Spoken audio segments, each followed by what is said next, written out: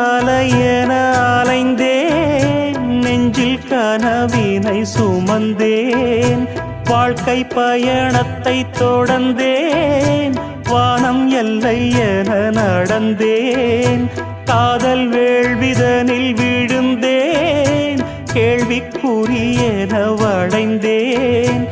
உன்னை நினைத்திங்கு சிரித்தேன், உண்மை கதைதனை மறைத்தேன், பதில் சொல்லிட நினைத்தேன், சொல்ல மொழியின்றி தவித்தேன், வாழ்கின்ற வாழ்வெல்லாம் நீர் குமிழ் போன்றது பூங்கொடியே